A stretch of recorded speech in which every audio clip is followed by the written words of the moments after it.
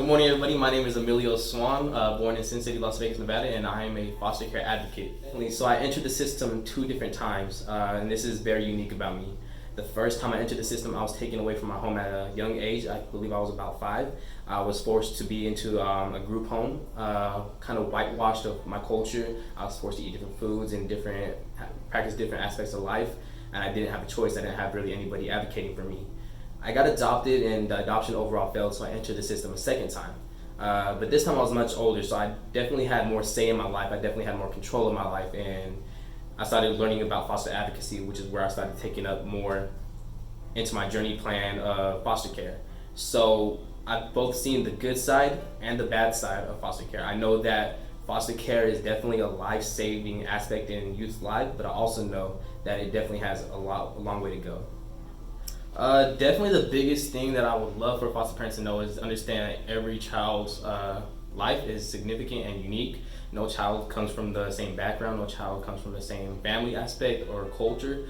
We all come from different backgrounds and we'd like to be treated as such. For instance, I've been placed in foster homes who treat every child the same, as if they all had good lives, or for instance, fellow foster youth who have come from rich families and me coming from more of a poorer aspect and a more culturally diverse aspect, but yet being treated the same way as and being offered the same resources as the other foster youth are being given. So definitely the diverse aspect of foster youth having their lives coming from different backgrounds. Definitely one of the biggest things a foster parent has done to help me to a new home, open up to a new home, is giving me time. I've been through multiple homes, so that whole aspect of people coming in and out of my lives has kind of closed my heart off. But once foster parents have given me the time to kind of realize everything is okay and not being so pushy or judgmental as soon as I come into the home, and especially not judging me off of a piece of paper that they read. They give me the time to open up and get to know each other as people versus as foster parent and foster child. For those of you that would love to become foster parents, understand that this is not a normal job. You are actually affecting youth's lives. This is not just something where you can come in and give up in the middle of it. This is something where you become devoted and you give your full heart and mind to the problems and the difficulties that the youth face. You definitely want to show your commitment, because us as youth see that. We see how committed you are. We see how much attention you give, and we see that, and we take that to heart. And we, based off of what you give us, is how we're going to perceive life for the rest of adults that we counteract. So definitely understand that this is a very serious job, and it's not for the lighthearted. You'll hear some traumatizing stories. You'll hear some, at the same time, beautiful stories after, if you have done your part as a good foster parent. I definitely did have foster parents that were in contact with my bio parents. It wasn't the best scenario. There was a lot of jealousy of my bio parents realizing that there was another person in my life taking care of me, but at the same time, the foster parents made sure to let them know that you did mess up in life to lose me as a foster kid, but at the same time, we're going to step up and keep you interacted in their life so that you don't ever lose touch with them, and we're going to work on a mutual basis for contact between my bio parents. So it wasn't the best scenario once again, but overall I do respect the foster parent side of being able to keep the bio families intact and interacting with the foster youth. But there was times where foster parents would be more than happy to have you visit. They would even welcome the family over to the home for dinner, things like that, as long as it's legal in court cases. It definitely brought more of that family aspect. I'm seeing, or not even family, but also close friends as well. You're seeing people that hang around his family just as much, and as long as they're greatly communicating and having that friendly gesture, you're starting to see them become more in the associated side of you, and you're starting to open up to them more because you're seeing that they're becoming associated with your bio family, and your bio family is also coming backwards. So it's kind of like everyone's getting tied together, and you all have communication between each other, and you're all getting that bond between each other at the same time. Oh, most definitely. I can name off the top of my head 2. One of them actually works for SAFY, and I consider seeing them as father figures in my life. They help me even to this day after I've been 2 years aged out of the system now. We still keep in close contact. I used to come over all the time, and we'd have a show, we'd have family nights. I know their families very well, their families know me very well.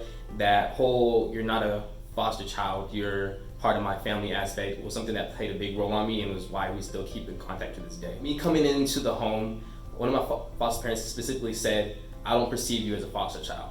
I perceive you as a child in need of help, and I'm gonna step in as a role as a parental guardian to give you the resources that you need to build you up as a young man and build you up as a person individually, versus looking at you as a child with disabilities and needs, and that's a problem child, for instance. They definitely told me that I'm welcome to their family if I ever want to be a part of that, and they'll definitely be more than welcome to receive me as a family. I met that person's grandma, their mother, their sisters and brothers, their daughters, nieces and nephews, and being associated with the rest of the family helped me open up to that person more and seeing them as a family member to myself. Vacations, I just noticed a lot of vacations, especially those that were working multiple jobs. Vacations are definitely needed. You know, once again, it's not an easy job. Self-meditation and taking care of self always comes first before you take care of other people.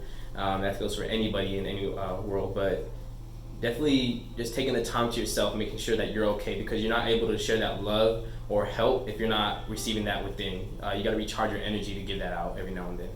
Definitely understanding my cultural background, where I come from, that I don't eat the same foods that most other cultures eat, that I don't come from the same religion, that I don't practice the same beliefs, I don't same education, multiple aspects. Understanding first off that I come from a different, very diverse cultural background, respecting it, understanding that I will continue to practice these beliefs and religions and diets and multiple things, and then also offering me any resources to help me further that, or continuing to understand and protecting me and my rights. Foster parenting is one of the most difficult, but at the same time, most beautiful jobs. You'll once again hear the most traumatizing stories. You'll see foster youth come from all different types of background, hurt, lost, just in need of help.